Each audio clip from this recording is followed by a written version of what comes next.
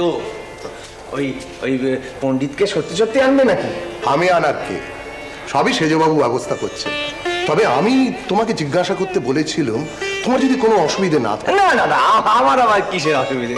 আমার আবার কিসের অসুবিধে? না ধরো এখানে এসে পড়লে তোমাকেই তো সব ডাকাডাকি হাঁকাহাঁকি করবে। তো হোক না, হোক না, আমি তাদের সঙ্গে দুটো কথা কইব, ভগবত প্রসঙ্গ আলোচনা করব। তা তোমাদের তো সেসব হবার নয়, তোমরা আমাকে সবার মাঝখানে নিয়ে গিয়ে বসিয়ে দিয়ে ভগবান ভগবান শুরু করবে। এ বাবু, আমার একদম ভাল লাগে না, আমার কেমন যেন অস্বস্তি হয়। কেন ঠাকুর, কেন? তুমি তো জানো তুমি কে। হয় হয় আবার সেই কথা।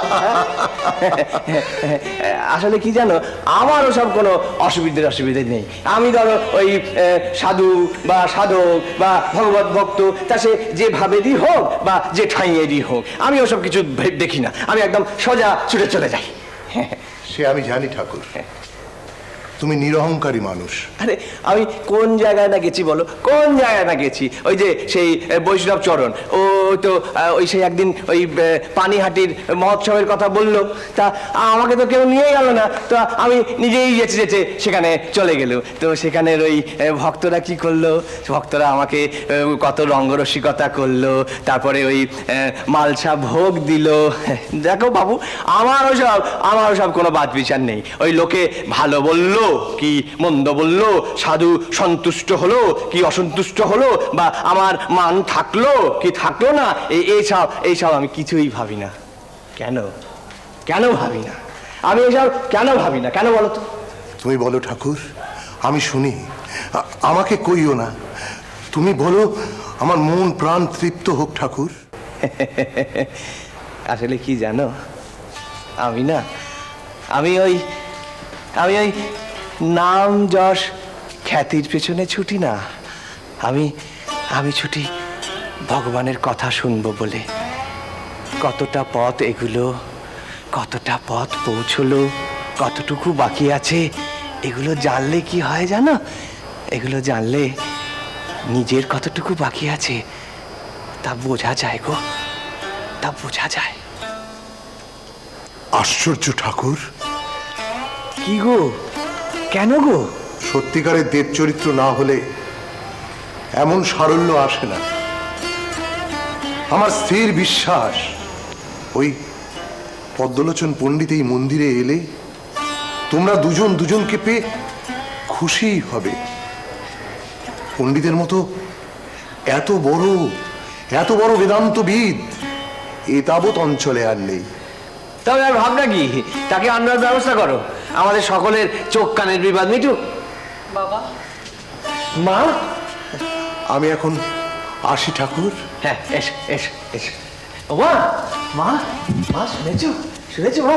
সেজু বাবু অন্নবেরু করবেন।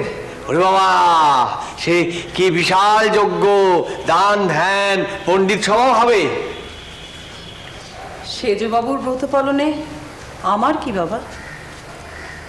ও মা, এসব কি কথা বলছো গো? আমার ব্রত পালন কে করবে বাবা? বৈষ্ণব চরণ বলছেন আমি নাকি লৌকিক মায়ায় আবদ্ধ হয়ে গেছি। তোমাকে আমি আমার অধীনে রাখতে চাই। আমি বুঝতে পারছি না বাবা। সকলে বলছে আমি নাকি অযাচিতভাবে তোমার উপরে অধিকার ফলাচ্ছি,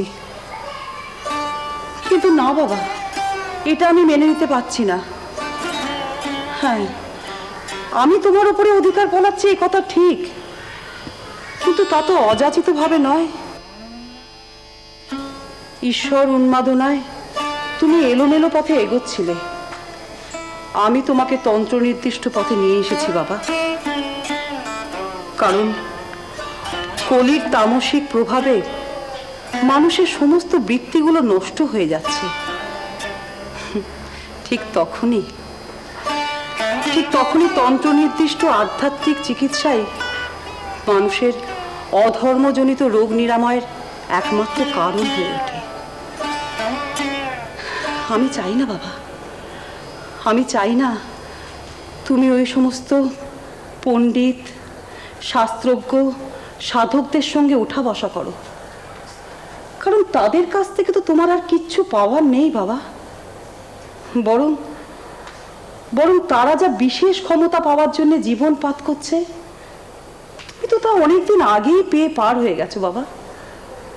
ও মা, মা গো, মা, আমি আমি কি কোনো অপরাধ করেছি গো? না বাবা না, তুমি কেন অপরাধ করবে?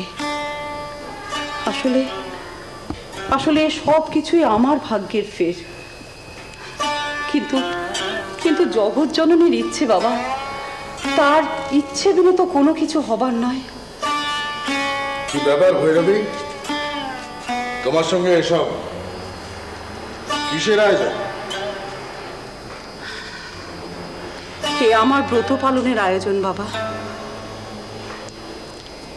হে জগদীশ্বরের দরবারে রাজবৈভবের অন্নমেরু নয়, বাবা ভোলা মহেশ্বরের পায়ে এক ভিখারিনী তান্ত্রিকের ব্রত পালন। আমি শপথ করেছিলাম বাবাকে আমি তন্ত্র সাধনার পথে নিয়ে যাব। আমার কাজ আমি করেছি, বাবার বীরভাব সাধনা শেষ। বাবা, আমি সমস্ত আয়োজন করে রেখেছি বাবা।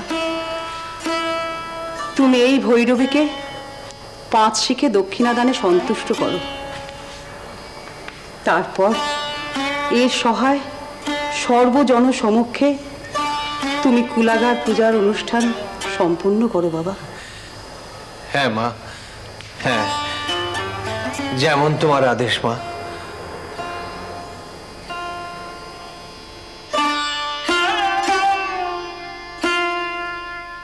দেখুন বড়বাবু, মানে আমি এই তান্ত্রিক আচার নিয়ে কিছু বলছি না, সেটা বলার অধিকারও আমার নেই। বিশেষত বাবা ভৈরবী ব্রাহ্মণীর শিষ্য। তাহলে তোমার এত রাগ কার উপরে? না, আমি যে এই অন্নমেরু ব্রত অনুষ্ঠান করতে চলেছি, তো ভৈরবী ব্রাহ্মণী ভাবছেন এটা বোধহয় আমি রাজ বৈভব দেখাবার জন্য করছি। পদ্ম পণ্ডিতকে ডাকবার কি ব্যবস্থা করলে বলো তো? বাবা তুমি বড় ব্যস্ত করো। এই দেখো সঞ্জয় বাবু, এইবার তুমি হাসছো, তুমি রাগ করছো না, কেমনি বুঝতে পারছি না। না না বাবা, হ্যাঁ। মানে পদ্ম পণ্ডিত অনেক বড় পণ্ডিত, তাকে তো আর হুট করতেই ডেকে আনা যায় না, মানে লোক পাঠাতে হবে, তাকে বলতে হবে।